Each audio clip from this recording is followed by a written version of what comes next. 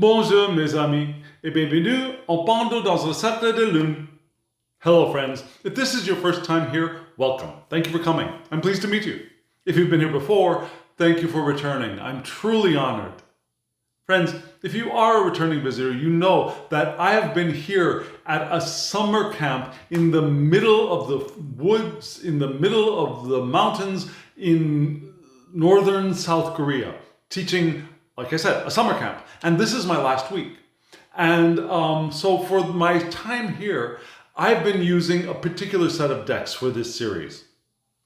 So I got these decks again for this week as well. And I think they're a lovely pairing, and we'll be looking at the cards in just a moment. But this is my series in which I use Terre de Marseille adjacent or antique Italian decks to help me arrive at a core message, a central message from my larger weekly spread. And my larger weekly spread up until this week has been a 5-element spread using 2 decks from 2 different tarot systems as well as 2 oracle cards.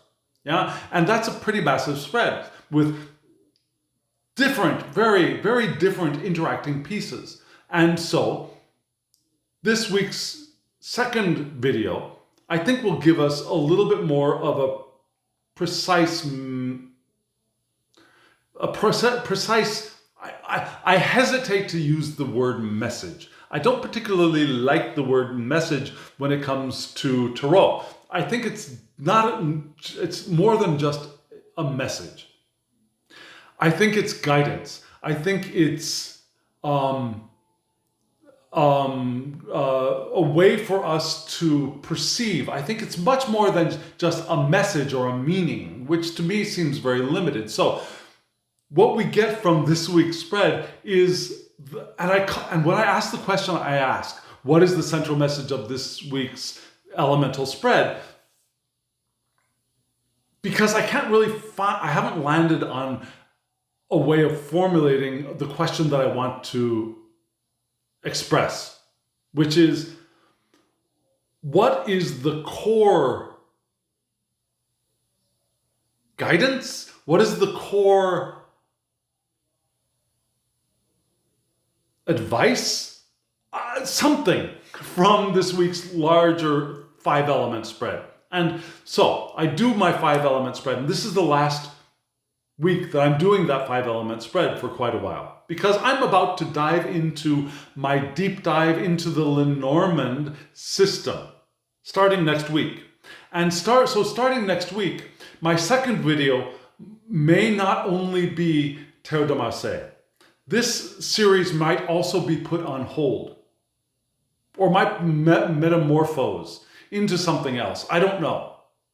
Because I'm going to be using Lenormand with tarot cards, I think, at least at the beginning. So I might continue with this series as a Terre de Marseille second, but I might use this second video as a place where I would use Smith-Waite, Continental Tarot, Thoth Tarot, maybe in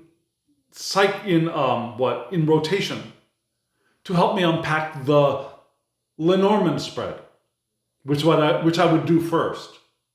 So I don't know. I haven't quite figured that out yet, but that's the direction I think I might be leaning in. So this might be a pause. The last video, and I may be about to pause my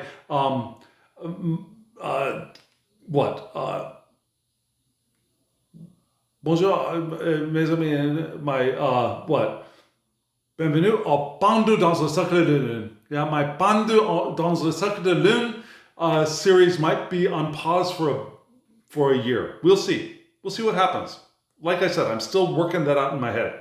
But we do have a video ready for you. I have a spread ready for you.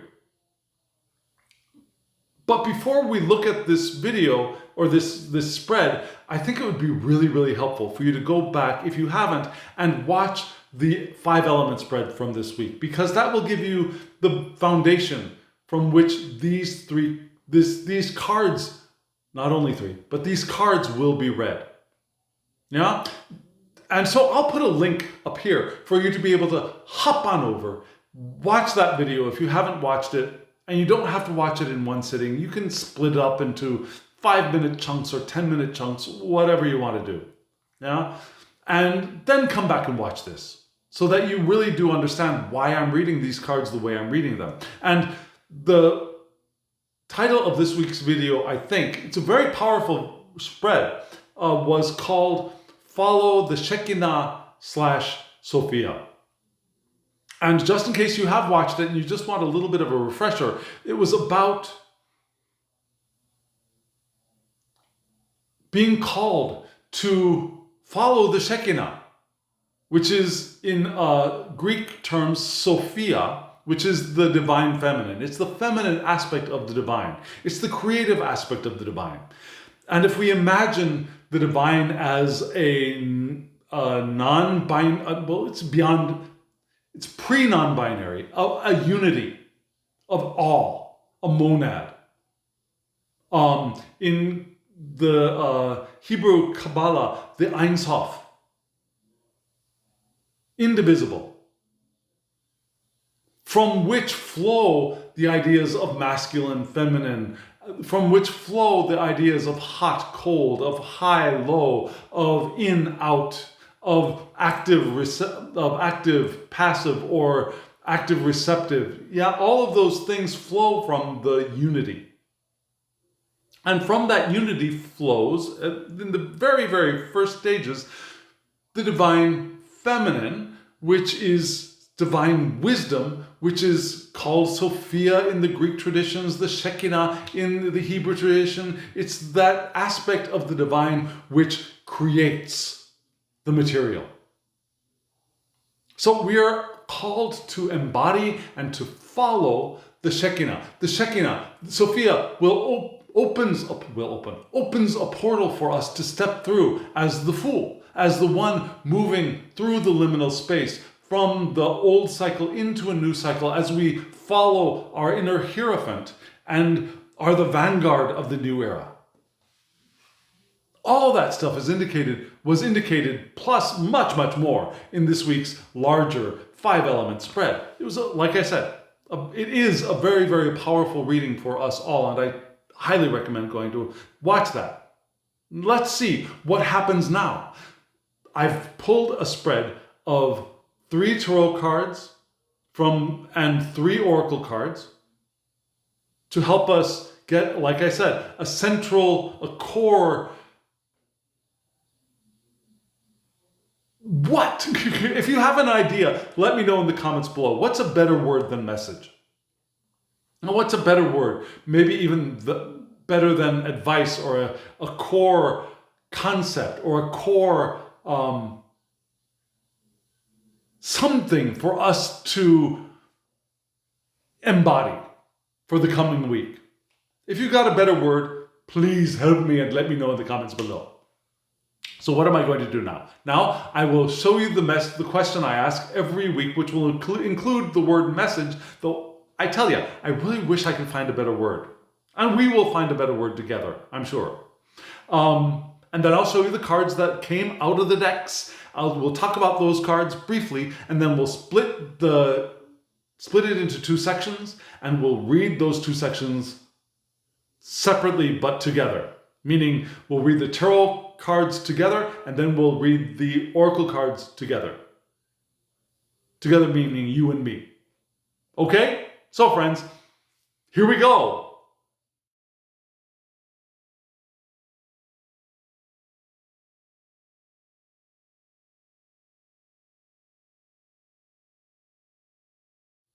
What do you think of this spread?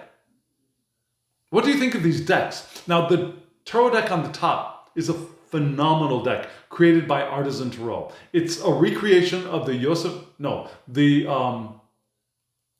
Jakob Jäger deck, which is a Besançon deck, which means that the High Priestess and the Hierophant, the Pope and the Popess, that's what we call them, I've got so many systems in my head right now, I sometimes get them confused. So in the Tarot de Marseille tradition, it's the Pope and the Popess and the Pope, and the Popess is replaced by Juno, and the Pope is replaced by Jupiter in the Besançon decks. Now, this is also basically type 1 deck, although there are elements from Swiss Marseille which show up in the in the Ace of Cups and in the Two of Coins, kind of. So none of those cards are showing up. But we do have one card indicating that it is a Besançon deck, which you saw in this week's spread. Fabulous. Now, if you want to get this deck, it's beautiful. It's very clear. The lines are crisp. The colors are clear. The cardstock is a dream to shuffle. Even though they're very thin cards, they're like butter. They're like butter. It's just phenomenal and durable. So there will be a link in the description box below if you want to order that deck. And also the 3 oracle cards you saw. They're from the Oracle de Lune, which you I think need to order from France, but you can order it from France. Yeah, the guidebook you can order from anywhere. Any, I think, Amazon vendor will have that guidebook, but the deck I think you have to order from France, but you can. It's not a big deal. Amazon France. So there will be a link for Amazon France down in the description box below. France. I dislike my own pronunciation. It reminds me of Kristen Chenoweth, who did Candide at the Lincoln Center, and her Glitter and Bigay, her rendition of Glitter and Bigay is one of my favorites. But in that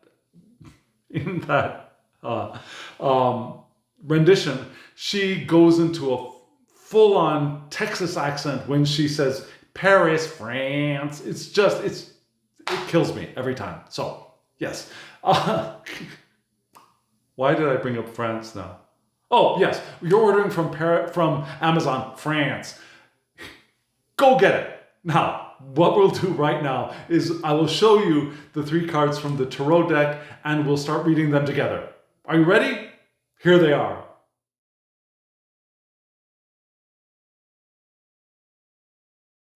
The 3 cards you saw from left to right were the Hanged Man. I think this is your left. Yeah, the Hanged Man, Juno, and the 6 of Swords.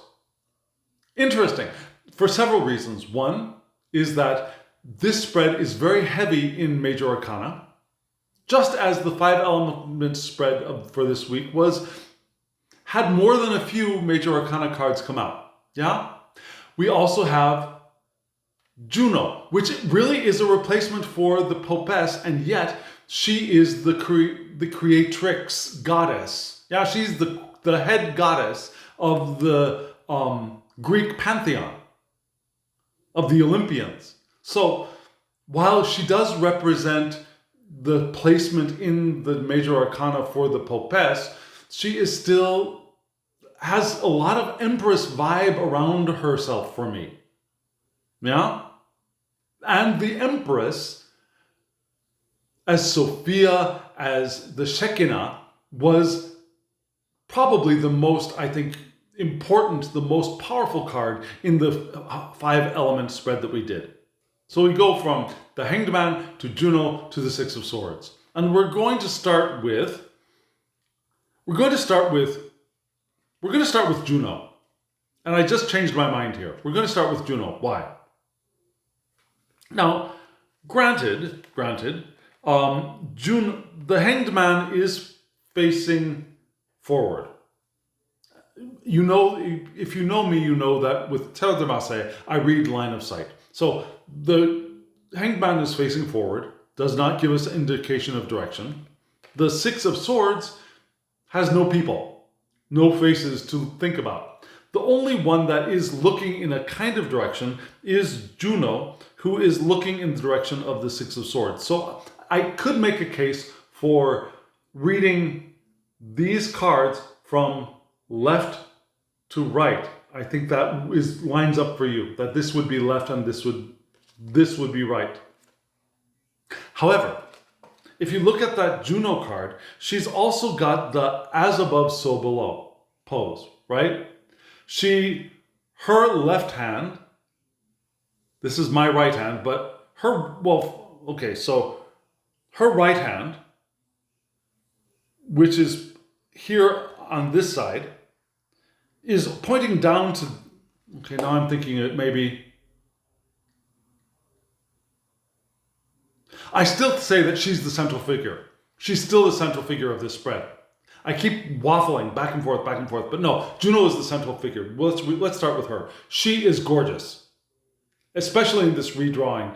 Her lines are crisp. She is gorgeous. You see the swans, or what are they? Are they peacocks? They're peacocks. Juno, peacocks, yes. The peacocks down at her feet. You see that she's got the as above, so below gesture, though she doesn't need a wand because she is the head goddess, right? We've got these flowing garments around her, these what do we call them? The scarves around her. Just a beautiful card.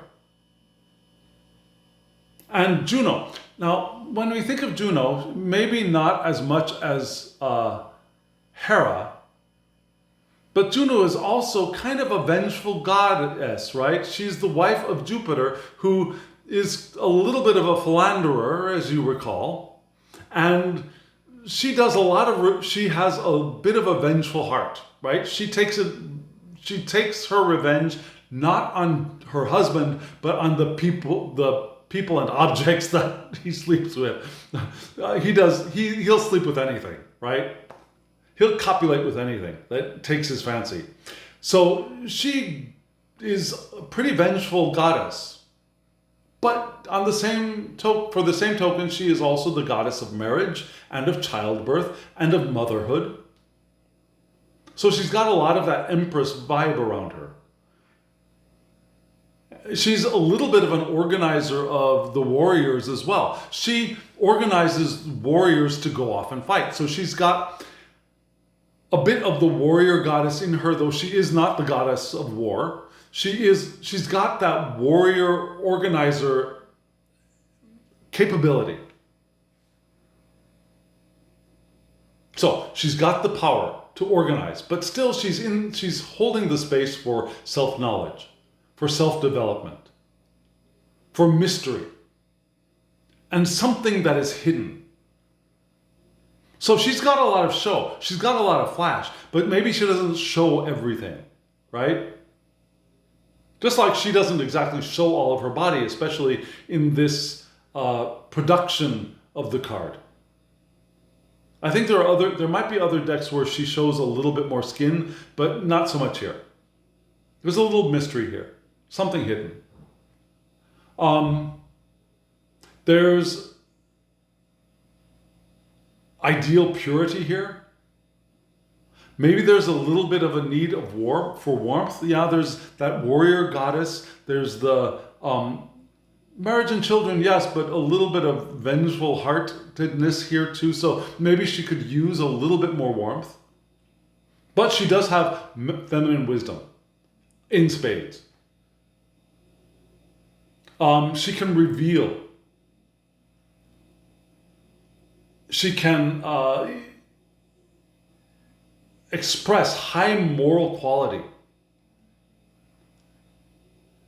She's the goddess who can do the preparatory work. She studies, and maybe she even reads sacred texts like the Popes. But more, I think, purity, maybe the need for warmth, but feminine wisdom. Maybe meditation as well. Self-development, mystery. She's got all of that. She has more information and knowledge and wisdom than she expresses. She cares for those around her, but don't mess with her, right? Don't mess with her, because if you do, she'll be after you. And she directs the power of the heavens down to earth. And one of the things that she's directing for us here is what? It's the Hanged Man. Hello, I am the Hanged Man in the moon. Le Pendu dans le Cercle de Lune. Yeah, the Hanged Man. So this Hanged Man card coming out in what might be the last of this series before a pause and a restart. This Hanged Man card seemed very meaningful to me right now. And what is the Hanged Man for us? I love this rendition of the Hanged Man. We don't see the hands at all, and he is wearing boots. He's got his hair flying in the wind, but he doesn't look all that unhappy being where he is, to me. You know? He could have put himself there of his own accord, maybe. So he's waiting. So that's some of the attributes, some of the power that Juno is directing is our patience, perhaps, our ability to sacrifice, perhaps our rebellious natures, which was pointed towards in the larger spread for this week, our rebellious natures, letting go of the old and creating the new era, defying conventions as well. We're directing that power. And maybe there's some immobility, or maybe the moment to act has not yet come, but maybe the power is in that we are preparing to act. Our perspective has turned upside down, and we're seeing things from we're seeing things afresh. We're listening to what's happening. We're in touch with what is around us. And we're receptive. That was the power of receptivity, is also directed here by Juno. And maybe taking a moment to rest, reconnecting with our ability to pray, our prayerful soul, reconnecting with our ability of non-doing, in the Taoist sense of non-doing. The master does nothing and yet leaves nothing undone, unaccomplished. And our power to accept reality as it is. And that was a very powerful message, or a very powerful element in this week's elemental spread. Now, our ability to check in, check with reality, accept what is as we move forward. We want to do reality checks, double check.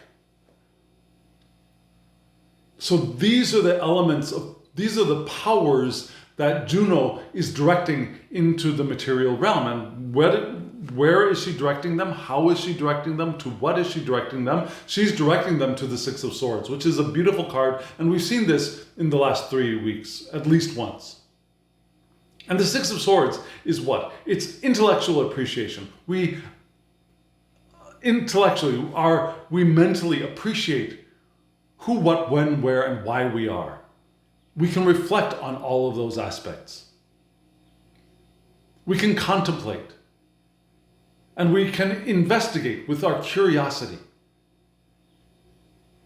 Now, we enjoy thinking. We see the beauty of ideas.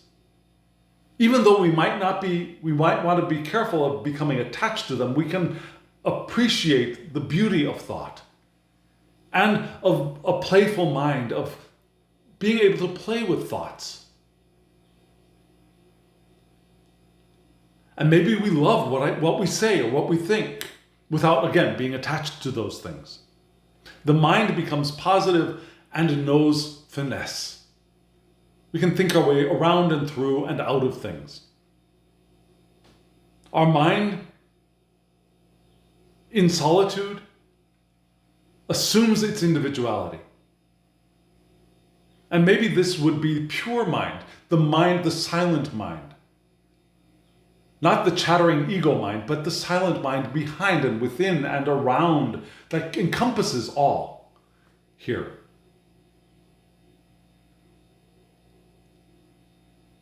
So that's where Juno is directing all of those powers of the Hanged Man through into our minds now, into our ability to appreciate them, to enjoy them, to our curiosity to investigate them, to see the beauty of the idea of all of those things as they are directed into the manifest world, into our manifest co-creative bodies. Because we co-create these bodies. These bodies are not us, but we do co-create them with trillions of microbes with trillions of other beings, being whether they are physical or non-physical. We are co-creating these bodies. And we enjoy thinking about and playing around with the ideas of what Juno directs into our experience. Things like what? Surrender. Waiting for the right time. Maybe rebellion, defiance to what has been. The new perspectives. Seeing things from in a different way, upside down, topsy-turvy, being a good thing, right? And thinking about non-doing as a way of accomplishing everything. And waiting for the right time to actually act. As we direct all of that from one to the other, from the pose of self-knowledge, self-development, maybe a little bit of mystery, maybe there's a little bit hidden. We don't show all of our cards. With our feminine wisdom, no matter what body we inhabit, whether we inhabit a male body, a female body, a trans body, a cis body, an intersex body, it makes no difference. We have masculine wisdom, we have feminine wisdom, we have the whole spectrum of everything in between and beyond. And before and after. All of that is our potential. And so right now we want to maybe tap into the feminine aspect of our wisdom, our meditative, receptive aspects of wisdom. Yeah? So friends, we've got 3 cards from below from the Oracle de Lune for us to explore. Let's take a look at those again right now.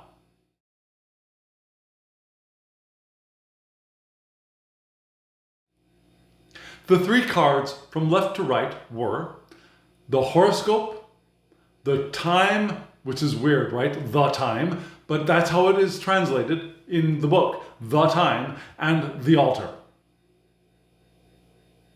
And that's the direction I think we want to read. Now, we could start off with the time because the time was beneath the Juno, and the Juno was connecting left and right? Left and right like this. However, I think I'm going to maintain the left to right reading of these cards. So we'll start with the horoscope, which is side titled La Nativité, which means the nativity. Think natal charts, nativity, yeah? And the parchment on the card is a symbol of respect and support of choice in the occult. The moon, yeah? This is associated with the sun, but there's a moon down there at the bottom, which I don't know why, but Beline seemed to emphasize. The moon is waxing. So we have new beginnings and new projects indicated here. That's kind of cool. And Beline associates this card with what is in the making or what is about to manifest is indicated here. So what is it? What are we about to manifest? And that is a very, very powerful beginning to this reading because I think that was a lot of what the 5-element spread for this week was pointing towards. Where are we going? What are we about to manifest? That's something for us to consider. And the secondary astrology of the sun is, interestingly, also the sun. So life is a beginning. We have the Fool card from the earlier spread. Yeah, life is a beginning. And life's beginning here is indicated. Also ego. Now, the next card is a little bit of a challenge for us. So, maybe there's going to be a challenge to our new beginning, right? And that next card is a challenge, being Saturn. Saturn is a challenging planet. The side title of the time is Fatilité, which means fate, not fatality, but fate. And you see Saturn here holding a scythe, which is a symbol of Saturn or Kronos, the god of time. And also taking all Yeah, harvesting all and creating a leveling playing field. And leveling the playing field. Harvesting all beings and creating a more level playing field is the symbol of the scythe. Now the torch that Saturn is holding there is cleansing as well as enlightenment. And that cleansing and enlightening torch is pointed down, so it's pointing in towards our intuition. So our intuition is enlightened and cleansed. That can be a good thing. So this card is a card for time, for fate, for limitations, and for endings. So the challenge for us is we are moving through an ending, right? We're moving through a liminal space. And as such, we might be feeling our limitations. We might be feeling time constraints or the endings of time, right? The endings of the past time. The side astrology or the secondary astrology for this card is the moon, which gives us cycles. And we're at the end of one cycle, perhaps in the beginning of a new cycle. That can be challenging. So a situation has to end. There is replacement and rebirth here, which is wonderful. And yet there is a challenge. It is a challenge to this. We're at the beginning of the new. We're at the beginning of a new cycle, but that can feel challenging, right? And so what is the next card? The next card is the altar. Here we have an altar with two hearts burning together, right? And it's associated with Mercury, which is the communicative god, the god who takes the messages from Jupiter and Juno and spreads them around, right? Also a little bit of a trickster, also a little bit quick of heel, yeah? The side title is Union, which is union, the joining of things. Now the altar is a symbol of a temple, which is a symbol of the universe. So we've got the universe indicated here. And the heart is spirit and soul in spiritual purification with the fire, but also the soul in enlightenment and in love. So we've got all of that here in this card. Enlightenment, the heart in purifying, in enlightenment and in love, and spiritually purifying, which is great, yeah? And this for Beline is the card of marriage and intimacy, of devotion to the other perhaps, and partnerships, unions or reunions even. It doesn't have to be a union with somebody new, it could be a reunion here. So somebody might be coming back into our experience, someone significant might be coming back into our experience. Now the secondary planet here is Jupiter. Jupiter was a very important planet for the larger spread of the week, so that's something to be aware of. Jupiter here brings order and justice. Partnerships. And partnerships could bring wealth and expansion, which is something that we want to give attention to this week's larger spread. We want to give attention to our expansion, to our growth in status. And that is helpful for us. And yet with Saturn, there may be some limitations. So that might be a little bit uncomfortable. Or it might feel more secure that there are boundaries within which to grow. But so yes, with our transition to time, we want to allow ourselves to unite, to purify, and to unite with other. Whether it's a love relationship or a romantic love relationship, a friendship love relationship, a familial love relationship, we want to unite with somebody new or somebody who is returning or to whom we are returning, right? Our relationships are going to be important. And we were reminded to give attention to home and family as well this week. So that's a powerful thing to remember. We're moving into the new. That new might be uncomfortable. It's a new cycle. And maybe to help, we join with another or rejoin with another. Intimately, with devotion, purely. And we have a spiritual connection, hopefully. Yeah? It's not all about going out and finding a sex partner, an F buddy. Yeah? So friends, there we are. I hope that makes sense to you. If it does, let me know in the comments below. If it does not, let me know in the comments below. I'd love to hear from you, truly, honestly.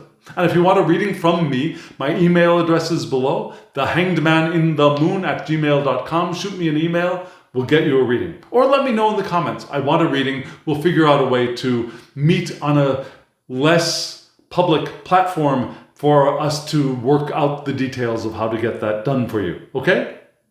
Okay. And the reading could be Tarot de Marseille, Smith-Waite. It could be from the Thoth system, Continental Tarot system. We'll work all that out together. Long, short, yeah, many possibilities.